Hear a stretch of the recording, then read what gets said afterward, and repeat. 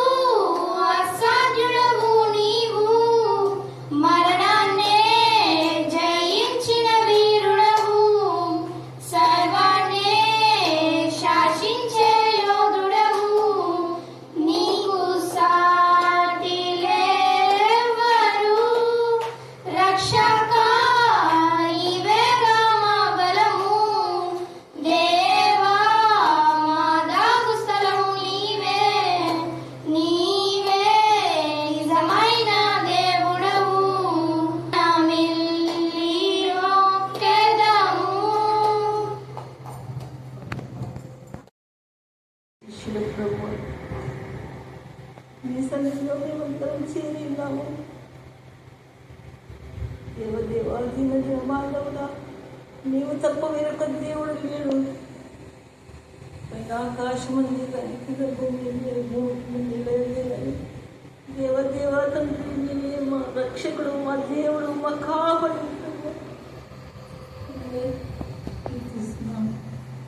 దేవదేవా, మేమందరము ఏక మనస్సు ప్రార్థిస్తున్నాము.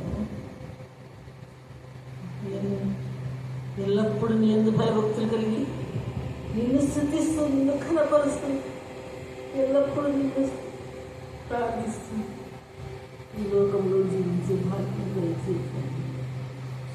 దేవా, ఇంతమంది ప్రార్థిస్తూ కదా, మాలో మీరుండండి, మీరు మేముంటాం తండ్రి. ప్రభా, ఎల్లప్పుడూ ఎందు భయభక్తులు గల హృదయం మాకు దయచేయండి, ఇచ్చే మనసును దయచేయండి. దేవా, మేమైతే మట్టివారం అంటూ ఏ యోగ్యత లేని వారం తండ్రి. కలిగించండి, కాపాడండి.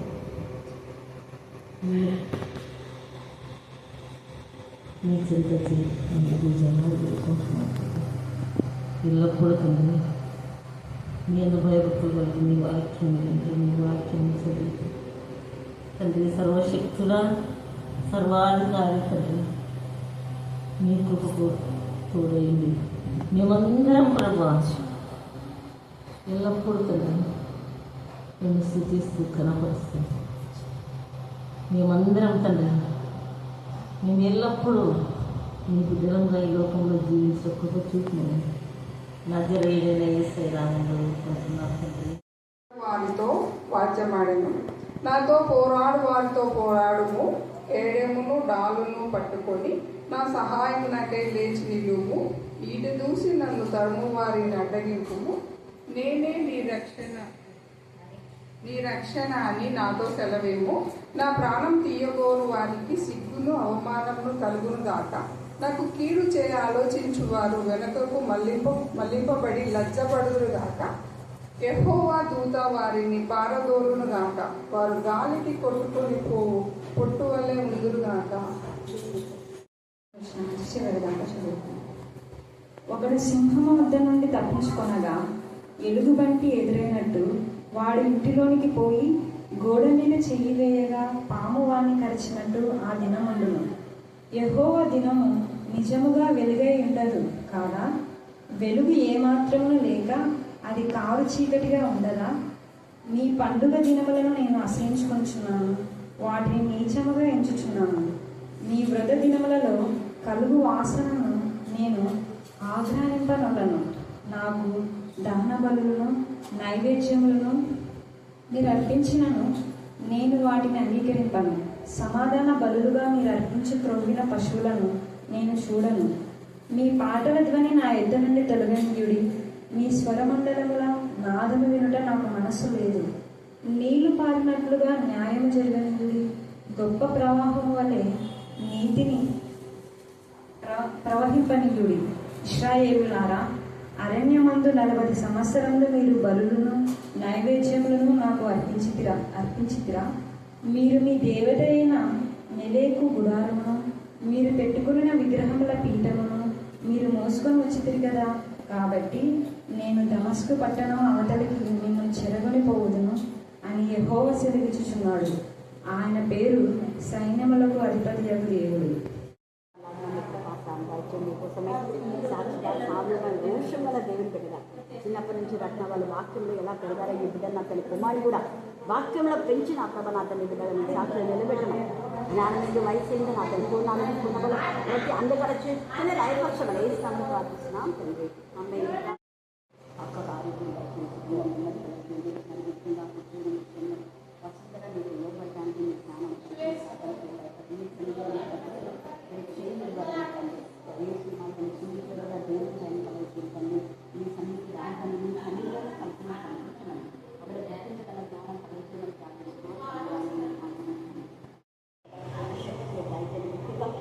అద్భుత కార్యం జరిగించండి. దుష్టశక్తులు లయపరచమని ప్రార్థించాను.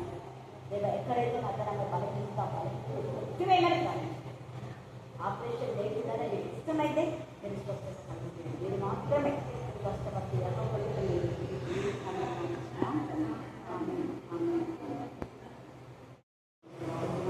మరి అంటే మాత్రం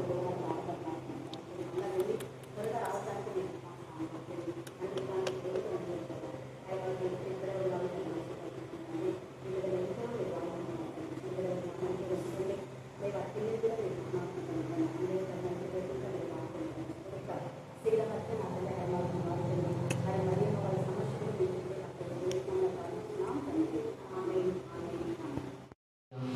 ఎన్నో అపాయకరమైన దినాల్లో మేము ఉన్నప్పటికీ ప్రభా మమ్మల్ని సురక్షితంగా నీ కృపలో నీ ప్రేమలో నీ దయలో నీ జాలిలో మమ్మల్ని తండ్రి నడిపించుకున్న విధానాన్ని బట్టి నీకు వందనాలు. ఎంత వేడిమైనాను ప్రభా వేడి గుండంలో నుంచి మమ్మల్ని కాపాడిన దేవానికి వందనాలు, స్తుతులు స్తోత్రాలు చెల్లించుకుంటున్నాం ప్రభా.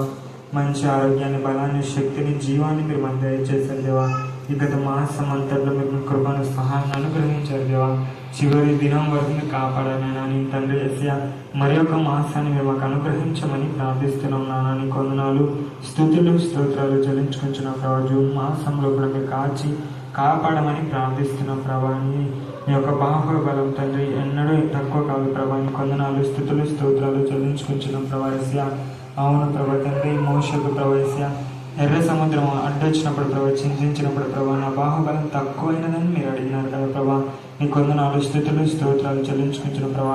అడిగిన వారికి మీరు ధారాళంగా దయచేసే దేవుడు నా తండ్రి. నీ కొందనాలు స్థుతులు స్తోత్రాలు చెల్లించుకుంటున్నాం ప్రభా. యేసయ్యా నీకే స్తుతి స్తుతి స్తుతి స్తుతి స్తోత్రాలు చెల్లించుకుంటున్నాం ప్రభా. కరుణాపీఠానికి తండ్రి అనేకులను తరలింప చేస్తున్న దేవునికి వందనాలు, స్తుతులు స్తోత్రాలు చెల్లించుకుంటున్నాం ప్రభు. నీ కరుణాస్తంతో మమ్మల్ని ముట్టి స్వస్థపరచమని ప్రార్థిస్తున్నాం దేవా. మీరు ఇచ్చిన విజయానికి నీకు వందనాలు, స్తుతులు స్తోత్రాలు చెల్లించుకుంటున్నాం. ఎప్పుడు మేము అపజయంగా కాకుండా ప్రభు బలలో పాల్పంపిన మేము అందరం తండ్రి విజయానికి అర్హులుగా ఉండటానికి కృపను దయచేయమని ప్రార్థిస్తున్నాం. ప్రవచించడానికి ప్రకటించడానికి తండ్రి నీ కృపను దయచేయండి, సెలవు దయచేయండి దేవా. నీ సెలవును మాకు అనుగ్రహించమని ప్రార్థిస్తున్నాను. ప్రతిరోజు జరిగే ఒక ప్రార్థన కుటుంబంలో ప్రభా 30 రోజులు ప్రభా ఏ వాక్యం తండ్రి చెప్పారో ప్రభా, ఏ వాక్యం ఎత్తారో, ఏ వాక్యం మీరు బయలుపరిచారో ప్రభా ప్రత్యేకంగా నెరవేర్చండి దేవా. మాసంలోనే మీరు జరిగించండి. నీ కొందనాలు స్తుతులు స్తోత్రాలు చెల్లించుకుంటున్నాం ప్రభా. మధ్యాహ్న కాల సమయంలో ప్రభా పరిశుద్ధ దినం ప్రభా, ప్రత్యేకించుకున్న దినం నాయన నీకు ఇష్టంగా తండ్రి నీళ్ళు గడపడానికి కృపను సహాయాన్ని అనుగ్రహించమని ప్రార్థిస్తున్నాం. మా కుటుంబాలు మా జీవితాల్లో ప్రభు మీరు చేసిన ప్రతి ఒక్క మేలును బట్టి నీ కొందనాలు స్తుతులు స్తోత్రాలు చెల్లించుకుంటున్నాం ప్రభు. టీచర్ కావాల్సిన ఆరోగ్యాన్ని, బలాన్ని, శక్తిని మాకు దయచేసి తండ్రి టీచర్లో స్తోత్ర ఒక్క కన్నీటి బొట్టు నా ప్రభ నా తండ్రి అది ప్రవాహం లాగా కాదు ప్రభా. అనేకులు కన్నీరు కార్చాలి, అనేకుల యొక్క ప్రయాస అతని ప్రవాహం లాగా ప్రతి ఒక్కరూ న్యాయం గురించి మాట్లాడే జ్ఞానం కలుగుతామని ప్రార్థిస్తున్నాం దేవా. కుటుంబాలలో, వీధులలో, దేశంలో తండ్రి మా యొక్క ఉద్యోగం చేస్తున్న పనిలో, పనులు చేస్తున్న పనులలో ఎవరికి వారే అనేది కాకుండా ప్రభా ఇతరుల గురించి నా తండ్రి మేము ఆలోచించి న్యాయంగా మా తండ్రి మాట్లాడినప్పుడు నా ప్రభా న్యాయం ప్రవహిస్తుంది ప్రభా. స్తోత్రం దేవా, మీకే స్తోత్రం, మీకే స్తోత్రం, మీకే స్తోత్రం, మీకే స్తోత్రం, మీకే స్తోత్రం. న్యాయంగా జీవించడమే మీరు మాకు నేర్పించారు తండ్రి. స్తోత్ర దైవాన్ని జ్ఞానాత్మక మాకు నింపమని ప్రార్థిస్తున్నాం. నీతి నా ప్రభనాథని ప్రవహింపనీయుడే అన్నారు దేవా. సమయమందు అసమయమందు నీతి అయినా నీ వాక్యమే నీతి నా ప్రభ, మీరే నీతి అయి ఉన్నారు దేవా. నీతి అయినా మిమ్మల్ని మేము ధరించిన మేము ప్రతి దినం మిమ్మల్ని ప్రకటించడానికి, మీకోసం పాడడానికి, ప్రార్థన చేయడానికి, నేను గణపరచ, నేను మహింపరచ, నేను కొనియాడడానికి మీ జ్ఞానం దయచేది కాక దేవా. మీకే స్తోత్రం, మీకే స్తోత్రం, మీకే స్తోత్రం. చదవన లేఖన మాసించి విరిచి వంద జీవితాలు మీరు ఫలింపచేయండి. ప్రతి బిడ్డ మీరు తాకమని ప్రార్థిస్తున్నాం. ఇప్పటికి అనేక మంది ఇక్కడికి రావాలని ఎంతో తపన తృష్ణ కలిగి ఉన్నారు దేవా నా ప్రభా. మరి ఫారిన్ కంట్రీస్ నుంచి కానివ్వండి దేవా నా ప్రభా, తిరుపతి నుంచి, చెన్నై నుంచి, బెంగళూరు నుంచి నా ప్రభా నా తండ్రి, కోయంబత్తూరు నుంచి నా ప్రభా, బాంబే నుంచి నా తండ్రి దేవా నా ప్రభా, అనేక ప్రాంతం నుంచి నా ప్రభా మీరు, కోస్తా ఆంధ్ర నుంచి నా ప్రభా మీరు నా తండ్రి, మరి కర్ణాటక నుంచి మీరు నడిపించిన ప్రతి ఒక్కరిని మేము ఎవరిని మర్చిపోలేం. నిన్ను స్తుతించి మహింపరిచి గణపరుస్తున్నాం. ఇంకా ఎంతమంది రావాలని ఆశపడి ఉన్నారో వారు రావడానికి మీకు కృప దయచేయండి దేవా. వాళ్ళ ఆశ కలిగి ఉన్నారు అంటే వాళ్ళ ఆశ మీరు తీర్చే దేవుడు అయినందుకే వాళ్ళ ఆశను మీరు పుట్టింప చేసినందుకు మేము స్తుతిస్తున్నాం. We praise and worship the Lord God Almighty Lord. Father God, lay their golden hand upon each and everyone, Master. Bless them on compassion on them. Thou touch them in this of Nazareth. Pour out thy precious blood upon them, Master. Thou fill them with the power of the Holy Spirit, Master. పరిశుద్ధాత్మక శక్తితో మరి నింపండి ప్రభా. వాక్యం శక్తితో మరి నింపమని ప్రార్థిస్తున్నా. పునరుద్ధరణ శక్తితో మరి నింపమని ప్రార్థిస్తున్నా. ప్రార్థన శక్తితో నింపమని ప్రార్థిస్తున్నా దేవా. ఈ ఆయుధముల ద్వారా దుష్టుని దుష్టక్రియలు లయపరచగల దేవా శక్తిని మీరు పట్టిస్తున్నారు. మా భక్తి మా శక్తి కాదు, మీ శక్తి. సంబంధమైన జ్ఞానంతో మనం ఆలోచిస్తే ఈరోజు మన ధ్యాన అంశం ఏంటంటే నీళ్లు పారినట్లుగా న్యాయము జరగనీయుడి. అందరూ చెప్పండి, ఇక్కడ నీళ్లు పారునట్లుగా అన్నాడు. నీళ్ళలాగా అని చెప్పాడా? లేదు. నీళ్లు పారడం అంటే అర్థం ఏంటి చెప్పండి? స్టేయింగ్ వాటరా, ఫ్లోయింగ్ వాటర్? ఫ్లోయింగ్ అంటే ఏంటి? ఒక ప్రదేశం నుంచి ఇంకొక ప్రదేశానికి కదా. అలాగా మనము మామూలుగా నిశ్చలమైన నీళ్ళు అంటే అది అక్కడే ఉంటుంది. అక్కడే ఉన్న నీళ్లను మనము చేదుకోవాలి. అంటే ఎవరైనా ఆ నీళ్ళ దగ్గరికి పోతేనే నీళ్ళు వస్తాయి, అవునా? అవంతకవే నీ దగ్గరికి రావు. బట్ పారే నీళ్ళు నువ్వు అక్కడికి వెళ్ళకుండా కూడా నీళ్ళు ఏమవుతాయి? నీ దగ్గరికి వస్తాయి కదా. ఈ యొక్క మధ్యాహ్న కాల సమయంలో తండ్రి అయిన దేవుడు అంటున్నాడు, నీళ్లు పారునట్లుగా న్యాయం జరగనీయుడు. అంటే మన వీధులలో ప్రవహించాలి న్యాయం. ఇలా పారాలి అంటే ప్రతి మనిషిని నోటి నుంచి న్యాయం అనే పదం రావాలి. ప్రతి ఒక్కరూ న్యాయం గురించి ఆలోచిస్తే వీధులలో నీతి పారుతుంది, న్యాయం పారుతుంది. వాళ్ళకైతే నాకేంలే మళ్ళా అంటే నా మీదకి వస్తారేమో అని నువ్వు స్వార్థంగా ఉన్నావు అంటే నీతి పారదు, న్యాయము పారదు. ఇంకొకటి ఇక్కడ, ఎప్పుడైతే నువ్వు స్వార్థము ఆలోచిస్తావో నీకు కూడా అది బ్లెస్సెడ్ కాదు. మళ్ళీ చెప్తున్నా, నీకు కూడా అదేం కాదు, బ్లెస్సెడ్ కాదు. గుర్తుపెట్టుకోండి. ఎందుకు నేను చెప్తున్నానో అర్థం చేసుకోండి.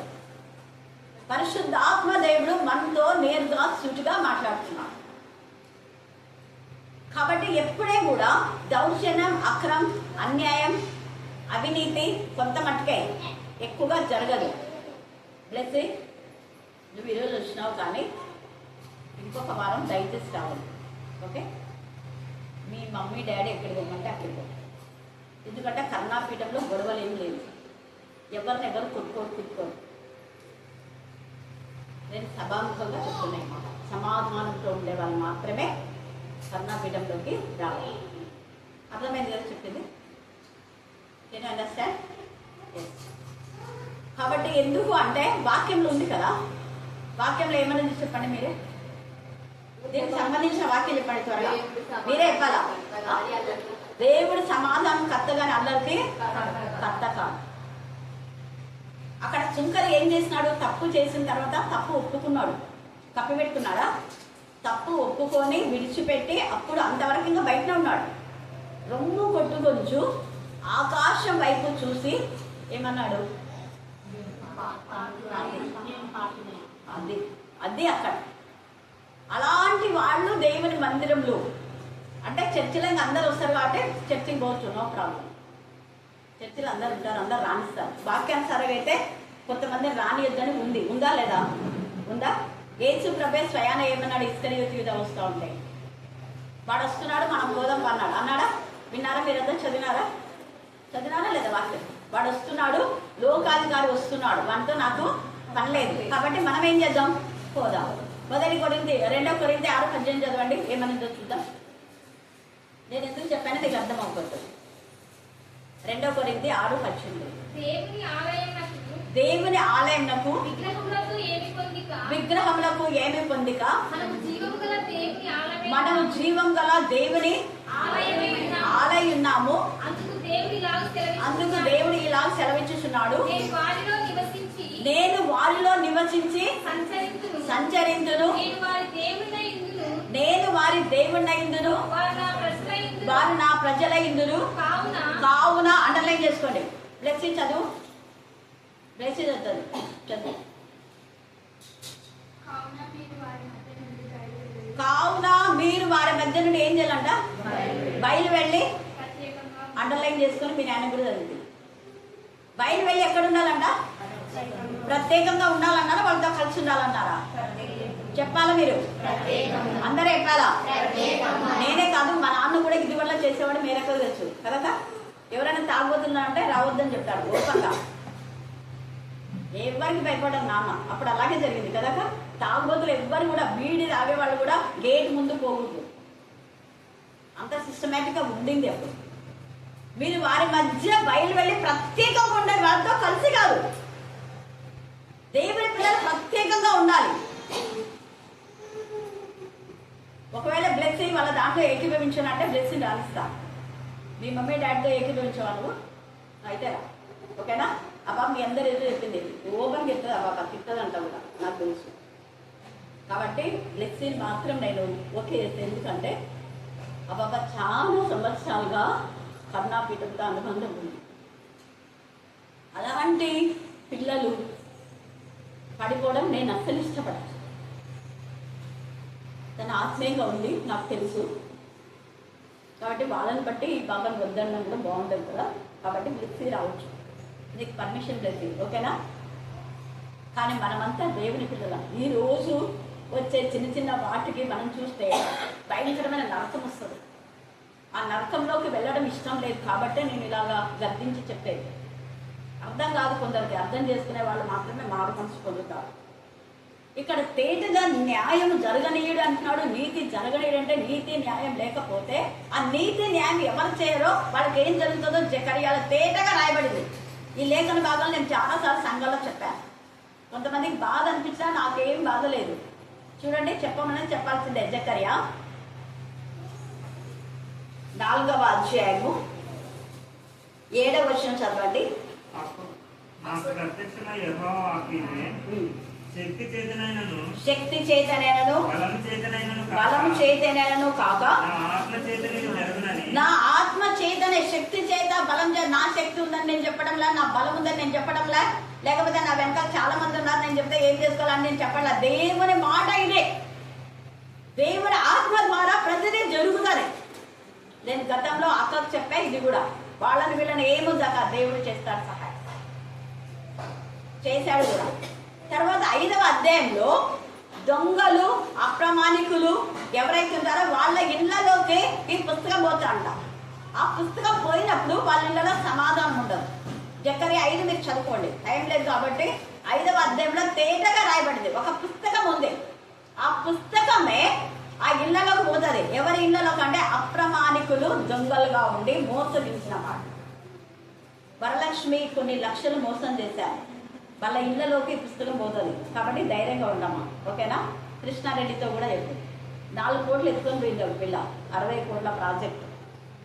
కానీ దేవుడు ఊరుకోడు, ఎందుకంటే కరుణాపీఠంలోకి సమస్యలు తెచ్చారు కాబట్టి. మనకి ఇంతకుముందు తెలియదు, ఇప్పుడు సమస్య కరుణాపీఠంలోకి వచ్చింది కాబట్టి ఇది సెంజయ్, కృష్ణారెడ్డికి ఇది సెంజయ్.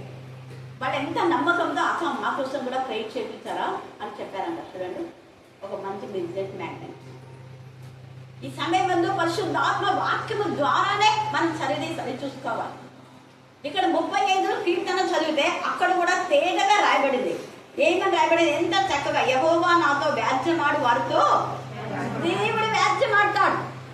తన బిడ్డలతో వ్యాజ్యమాడితే అస్సలు ఊరుకోడు దేవుడు. ఆయన రోషం గల దేవుడు. ఆయన నాతో పోరాడు వారితో నాతో అనే మాట ఎందుకంటున్నాడు దావీదు అంటే, ఉదాహరణకు మీకు యథార్థంగా చెప్తా. మా అత్తమ్మకరు ఎవరైనా అన్నారనుకో, ఎవరినన్నట్టు గట్టి చెప్పాలా, మళ్ళీ చెప్పాలా? ఎందుకు? ఆమె రెగ్యులర్గా వస్తుంది. రెగ్యులర్ రాని వాళ్ళ గురించి నేను మాట్లాడడంలా. ఇప్పుడు నేను నన్ను అంటే దేవుడు అన్నాడు. ఎందుకు? నేను రెగ్యులర్గా మీకు వాక్యం చెప్తున్నానా, లేకపోతే అక్కడిక్కడ తిరుగుకుంటా ఎప్పుడు వస్తారని చెప్తున్నానా? లేదు, రెగ్యులర్గా దేవునికి ఆనర్ చేసేవాళ్ళు. అలాగనే మేరీ టీచర్ కాబట్టి ఇంకెవరైనా మీలో ఎవరైనా ప్రభు పైన ఆనుకొని బాగా లేకున్నా పని ఉండి ఎంత బర్డెన్తో ఉన్నా కూడా అక్క వస్తుంది. అలాంటి వాళ్ళను మనం బాధ పెడితే దేవుని బాధ పెట్టినట్టు అర్థం. ఎన్నో సంఘాలు ఉన్నాయి, నేను వెళ్ళాలంటే నా సంఘమే ఉంది. అలాగా నేను లేకుండా మీకోసం ఇక్కడ ఉంటే, దేవుని మాట ప్రకారం నేను ఇక్కడ ఉంటే, మీరు నన్ను ఏమనంటే అది ఎవరినన్నట్టు? దేవుని అన్నాను. తన కనుగుడ్డుని ముట్టిన వారుగా నా కనుగుడ్డు మీరు చచ్చేస్తున్నారు. దేవుడు అంటే దహించు అగ్ని. ఆయన కన్నులు ఎప్పుడు అగ్నితో ప్రకాశం వేసాడు. అంటే నువ్వు అగ్ని ముట్టితే నీ బతికేమైపోతుంది ఇట్లా. అందుకని ఇక్కడ అన్నాడు కదా, నామతో పోరాడు వారితో పోరాడము, కేడము డాలును పట్టుకొని నా సహాయమునకై లేచి నిలువు, నా సహాయమునకై లేచి నిలువు దేవా. ఎంత తేటగా మాట్లాడుతున్నాడు. ఈయన చూసి నన్ను తరుము వారిని అడ్డగింపుము, నేనే నీ రక్షణ అని నాతో సెలవిము. దేవుడు చెప్తాడు, నేనే నీ రక్షణ. శక్తి చేత కాదు, బలం చేత కాదు, దేని చేత? నా ఆత్మ. పరిశుద్ధాత్మ శక్తిని మనం పొందుకోవాలి. తర్వాత ఇది 35వ కీర్తన వాక్యపు శక్తి. అలాగనే ఆమోసులో ఇప్పుడు చదివింది నీతి న్యాయం జరగనీయడం వాక్యపు శక్తి. జకర్యాలో వాక్యపు శక్తి. వాక్యము ద్వారా దేవుడు మాట్లాడుతున్నాడు. వాక్యం శక్తి అదే. వాక్యం శక్తి నువ్వు కింద భరిస్తే దేవుడు ఉగ్రత నీ పైన ఉండదు. అంతే. వాక్యం అనేది శక్తి. వాక్యం అనేది ఈట. నీ తలలో దేవుడు ఈటను దించుతాడు. ఎప్పుడు దించుతాడో తెలియదు. హఠాత్తుగా భక్తిహీనులకు శిక్ష వస్తుంది. వాళ్ళు అనుకోరు, ఇప్పటికి బాగుంది కదా అనుకుంటారు. అనుకోని విధానంలో వస్తుంది. కారణం ఏంటంటే న్యాయం జరిగించలేదు, నీతి జరిగించలేదు. అప్పుడు దేవుడు ఊరుకోడు. ఆ కింది భాగంలోనే చెప్పాడు ఆయన, నేను దేవుడను, రోషం గల దేవుడు, నేను దహించు అగ్ని. నా గురించి తెలిసి కూడా మీరు మీ ఇష్టానుసారంగా నీ బలం ఉంది, బలగం ఉందని చేస్తారా? మీరు రోషం వచ్చేస్తుంది దేవుడికి. తేటగా ఇక్కడ మాట్లాడుతున్నాడు పరిశుద్ధ ఆత్మదేవుడు. అందుకని ఇక్కడ నాతో వ్యాజ్యం ఆడే వారితో నువ్వే వ్యాజ్యం ఆడతావు దేవా అంటున్నాడు. ఈటే దూసి నన్ను తరుమ వారిని అడ్డగింపుము, నేను నీ రక్షణ అని నాతో సెలవిము. నా ప్రాణం తీయగోరు వారికి సిగ్గును అవమానమును కలుగును గాక. నాకు కీడు చేయని ఆలోచించు వారు వెనుకకు మళ్లింపబడి లజ్జపడును గాక. కీడు చేసేవారు కూడా ఖచ్చితంగా వెనుకకు మళ్లింపబడి లజ్జపడుదురు గాక. యెహోవా దూత వారిని పారదోలును గాక. వారు గాలికి కొట్టుకొని పోగు కొట్టుమనే ఉందరు గాక. ఎట్లుంటారు? పట్టు కొట్టు అంటే కట్టుకున్నదంతా కూడా వేస్ట్ అయిపోతుంది. ఇంకా చాలా ఉన్నాయి దాంట్లో ఇన్నర్ మీనింగ్. కొట్టు వలే. తర్వాత ఇక్కడ ఆమోస్ దగ్గరికి మనం వచ్చినట్లయితే చూడండి 20 వచనం చదవండి. యెహోవా దినము నిజంగా అన్నాడు అంటే ఆయన ఊరికే మాట్లాడుతున్నాడు అనుకుంటున్నారా మీరు? వాక్యం ఇక్కడ చెప్పబడుతుంటే ఊరికే పని పాటలకు చెప్తున్నారు అనుకున్నారా మీరు? నిజముగా వెలుగై ఉండదు కదా, వెలుగు ఏ మాత్రమును లేక అది కారు చీకటిగా ఉండదా? నీ పండుగ దినములను నేను అసహించుకుంటున్నా. నీ పండుగ పెద్ద చర్చి కట్టుకున్నాం, మేము బాగా పండుగ చేస్తున్నాం అంటే ఎవరికి కావాలి మీ పండుగ దినం? నెక్స్ట్ అంటున్నారు వ్రత దినాలు, ఉపవాస ప్రార్థనని పెట్టున్నారు. మళ్ళీ ఆ రోజు పెళ్లి ఉంటే మళ్ళీ పెళ్లి పెడతారు. అవునా కదా? నేను చెప్పింది కరెక్టా తప్ప అబద్ధమా ఏమైనా? గట్టిగా చెప్పండి. కరెక్టేనా? Thank god. Hallelujah hallelujah. ఆ రోజు పెళ్లి ఉందంటే పెళ్లి వాళ్ళకి ఏం చెప్పాలి? 2 తర్వాత మీరు పెట్టుకోండి, మేము 2 వరకు ప్రార్థన జరుపుకుంటాం అదనే చెప్పాలి. లేదా 2 లోపల పెళ్లి ముగించుకోండి, 2 నుంచి మేము ప్రార్థన పెట్టుకుంటాం. ఏదో ఒక నిర్ణయం దేవుని కోసమే ఒప్పందం చేసుకొని దేవుని ఒప్పందాన్ని తుంగల తోసి పెళ్లిళ్ళ అసలు వ్రత దినం ఏర్పాటు చేస్తే, ఉపవాస దినం ఏర్పాటు చేస్తే దేవునికి ఇవ్వాల్సిన ఉపవాసం ఇలాంటిది కాదు, నిజమైన ఉపవాసం. మీరు చేసే ఉపవాసం నాకు అసహ్యం అంటాడు. నువ్వు నా దగ్గర రాకుండా నాతో సహవాసం చేసుకున్నా, నా సన్నిధిలో ఉండకుండా నేను ఉపవాసం చేసిండే ఎవరిగా నీ ఉపవాసం? పెళ్లి కుమారుడు అంతఃపురం నుంచి రావాలా, పెళ్లి కుమార్తె గదిలో నుంచి రావాలి. వాక్యంలో ఉంది. యోవేలు ప్రవక్త రాజులు కింద కూర్చోవాలి, సింహాసనం నుంచి దిగి కూర్చున్నారు. యోనా 3లో మీరు చూడండి. చంటి పిల్ల తల్లు రావాలి. పిల్లలు ఉన్నారు కదా అనేది కాదు, పిల్లలు లేకుండా రమ్మని చెప్పరా, పిల్లలతోనే. అది ఉపవాసం అంటే. అట్లాంటి ఉపవాసం, దానికంటే శ్రేష్టమైన ఉపవాసం ఇంకా ఏమన్నా అంటే దుర్మార్గులు కట్టిన కట్టను ఏం చేయాలా? మరి మీరు విప్పినారా? దుర్మార్గులు గట్టిగా అక్కన ఏమన్నా అంటే మీరు అన్నారా? గట్టిగా గద్దించినారా? గద్దించారు. దుర్మార్గులు కట్టిన కట్లను విప్పాలి. ఇప్పుడు నేను సభాముఖంగా చెప్పాను. అలాగా 10 మంది అలా అంటే అవతల వ్యక్తి ఏమైపోతాడు? చీ అని అనుకుంటారు. కానీ మనం ఏం చేస్తున్నాం? మా ఇంటిది కాదు కదా సమస్య, వాళ్ళ ఇంటికే అనుకోదు. సహవాసంలో ప్రతి ఒక్కరు మన ఆత్మ వాళ్ళ భారము బాధ్యత మనందరిది అని అనుకోవాలి. అప్పుడే దేవుడు ఆశీర్వదిస్తాడు. ఎవరిదో అని అనుకోవడం కాదు. నేను రక్తబంధం కాదు, వేరొకకు బంధువు ఉండొచ్చు. ఆత్మబంధంతో ఆమె చర్చిలో పోయి ఏడ్చింది 3 times. అది బాధ్యత. ఎవరిదో ఏమోలే అనడం కాదు అక్కడ. అది ఎందుకు ఏడ్చింది? వాక్యము సరిగా వినిపించబడ్డం లేదు అని. రెగ్యులర్గా జరిగే కార్యక్రమంలో మిస్ అయిన క్రమం పోయింది సంఘంలో. ఆమె ఏడుపు కారణం ఏంటంటే క్రమం పోయిందనే ఇచ్చింది. ఆమె మిషనరీస్గా అడ్డుపడతారనే ఇచ్చింది. ఆమె దావీదు ఎందుకు ఇచ్చాడంటే జనులు ధర్మశాస్త్రము అనుసరించకపోయినది. మనం ఏడుస్తున్నాం, ఉద్యోగం రాలేదని, అది లేదని, ఇది లేదని, ఇంకా ఏమేమో అవి కాదు. దుర్మార్గులు కట్టిన కట్టను ఇది శ్రేష్టమైన ఉపవాసం. ఎట్టి ఉపవాసం నాకు అనుకూలం అంటున్నాడు దేవుడు 58లో. నిస్సాయస్థితిలో ఉన్న వాళ్ళకు సహాయం చేయడమే నిజమైన ఉపవాసం. ఉపవాసం అంటే అన్నం తినకుండా ఉండడం కాదు. ఒకవేళ అన్నం తినకుండా ఉండి నేను వాక్యం చేస్తున్నా, ప్రాణం చేస్తున్నా అంటే వాక్యం ప్రార్థన చేస్తే ఖచ్చితంగా దుర్మార్గులు కట్టిన కట్టలో ఇస్తాడు. దొంగ మారిన వెంటనే పక్కన ఇంకో దొంగను మార్చాలని చూస్తున్నాడు. అందరి ఎదుట గద్దించినాడు, సీక్రెట్గా గద్దించినాడు. ఏమన్నా అందరి ఎదుట గద్దించినాడు. అది చేసినప్పుడే మనం నిజంగా దేవుని పిల్లలకు చేయబడతారు. ఇక్కడ అందుకనే అంటున్నాడు కదా, ఎంత చక్కగా మీ పండుగ దినాలు ఇవన్నీ ఎందుకు? నాకు అస్సలు చేయవలసినవి చేయకుండా చేయకూడదు చేస్తున్నా. నేను చేయగలియో కీడు చేసే నేచర్ మీలో ఉంది, అది వద్దు. అందుకని అంటాడు మీ వ్రత దినాలు తేయడం రాశాడు. అంటే వాళ్ళు ఎన్నిసార్లు దేవా మేము ఉపవాసం ఉంది కదా మా ప్రార్థన వెళ్ళా అని అంటున్నారు. మీరు ఉపవాసం ఉన్నారు, ఎందుకున్నారు? మీ సొంత దానికోసం ఉన్నారు. దైవికమైన విషయాల్లో ఏమి మీరు ఉపవాసం ఉండలేదే? దేవ పరిశుద్ధ ఆత్మ శక్తి నేను వాక్యం చదవాలి, వాక్యం చదవగా జీవించాలి, వాక్యం చెప్పాలి అని కన్నీరు కార్చావా? దానికోసం లేదు. పెళ్లి కోసం, ఉద్యోగం కోసం, పంట పండకపోతే, ఇల్లు కట్టకపోతే, లోన్ రాకపోతే, ఇంకా ఏమేమో.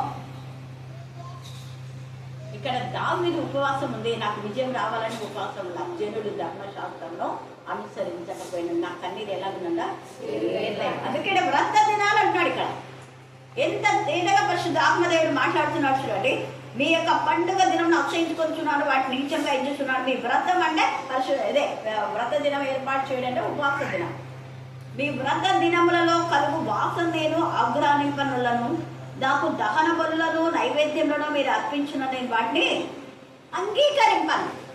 దేవుడు వాటిని స్వీకరించాడు. దేవుడికి అంగీకారం ఏంటి అంటే హెబ్రీయులకు రాసిన పత్రిక 5వ అధ్యాయం 7వ వచనం. హెబ్రీ 5:7. శరీరధారి అయిన దినములలో మహారోదనంతోను కన్నీళ్లతోను తన్ను మరణం నుంచి ఈ యొక్క మధ్యాహ్న కాల సమయంలో రెండవ మరణం పాలు కాకుండా మనం ప్రయత్నించాలి. ఇక్కడ యేసయ్య మన కోసమే కన్నీరు కార్చాడు, మనం మరణంలోకి వెళ్లకుండా, రెండవ మరణం పాలు కాకుండా. అందుకే తన్ను మరణం నుంచి అంటే యేసయ్య పునరుద్ధారణ అయితేనే మనం పునరుద్ధాన శక్తిని పొందుకుంటాం. పునరుద్ధాన శక్తిని మనం పొందుకోవాలనే యేసయ్య కన్నీళ్లతో, మహారోదనంతో, ప్రార్థనలు, యాచనలు చేసిన ద్వారా తండ్రి అయిన దేవుడు యేసయ్యని ఏం చేశాడు? అంగీకరించాడు. అది అంగీకారం అయిపోయింది. అంగీకారమైన వ్రతం. యేసయ్య కూడా ఉపవాసం చేశాడు, దేవునికి అంగీకారమైన వ్రతం. ఎందుకు ఉపవాసం చేశాడు అంటే పిల్లలు కానందుకు, పెళ్లి కానందుకు, పంట పడ్డనందుకు, లోన్ రానందుక. ఎందుకు చేసినాడు ఉపవాసం?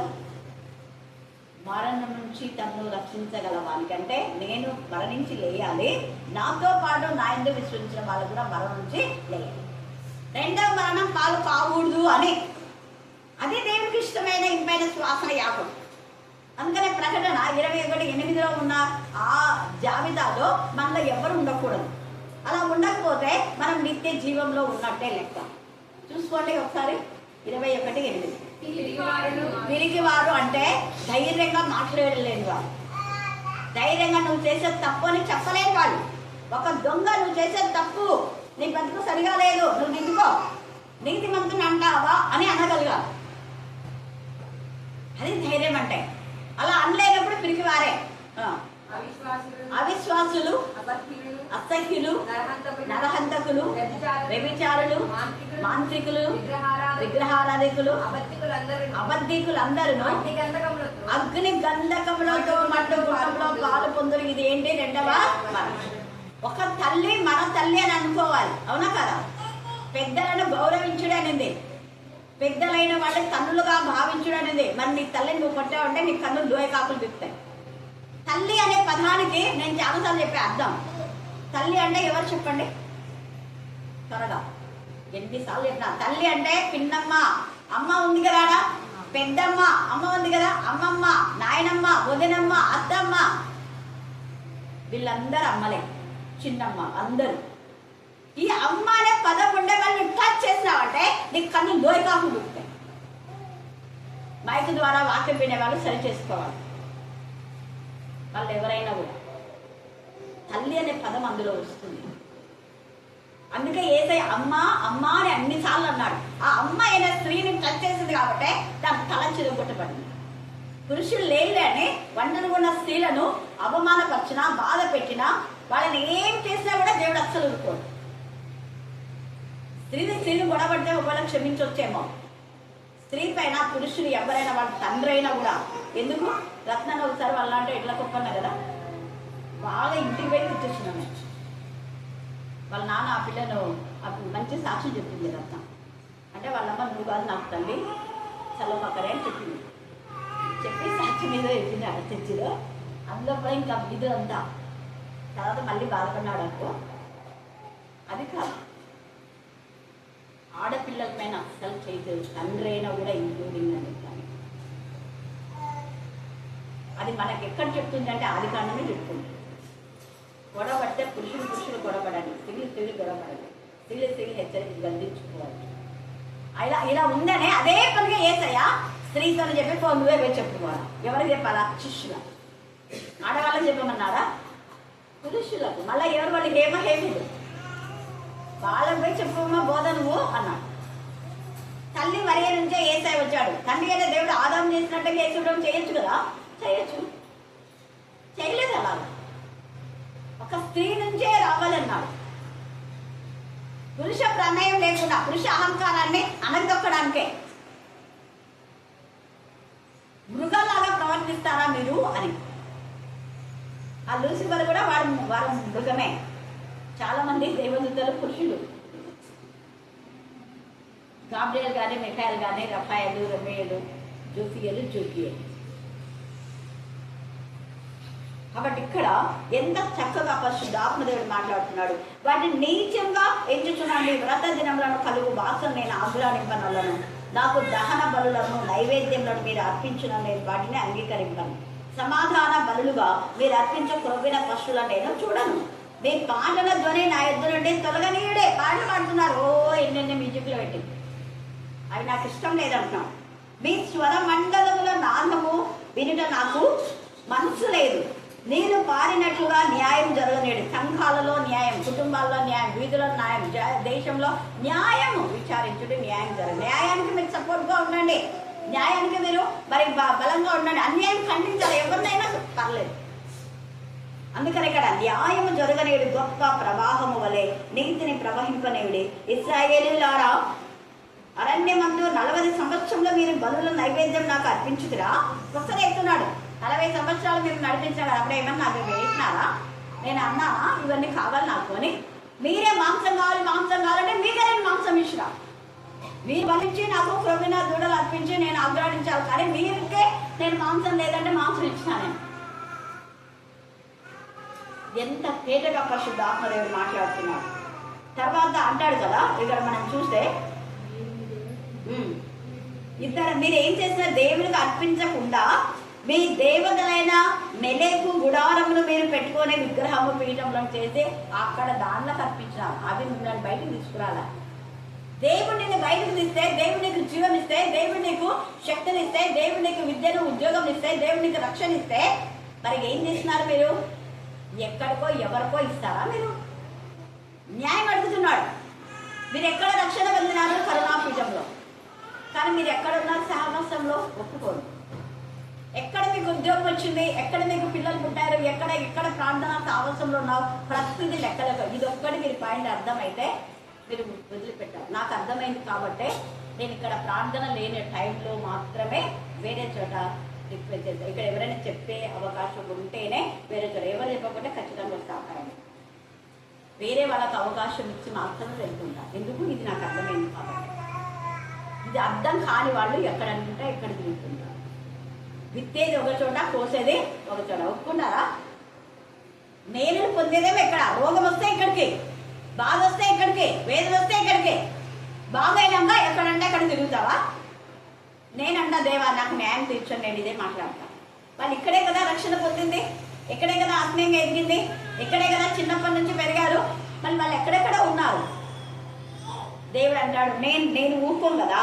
27 వచ్చిన కాబట్టి నేను దమస్కు పట్టణం అవతలకి మిమ్మల్ని చెరగొని పోవుదును అని యెహోవా సెలవిచ్చినాడు. ఆయన పేరు సైన్యంలో అధిపతి దేవుడు.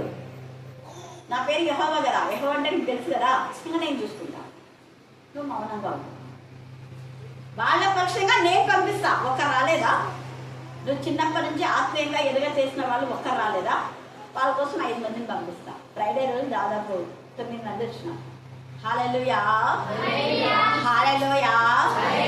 నేను మళ్ళీ చాలాసార్లు చెప్పినా, మా పిల్లల్ని ఎవరైనా ఇద్దరు తీసుకుపోయినంటే భారతీయ స్కూల్కి తీసుకొని వెళ్తే ఇద్దరిని, మళ్ళీ ఆ రోజు 4-5 వచ్చింటారు. అక్కడ తీసుకుంటాను. అవన్నీ ఇచ్చారనిపిస్తుందట.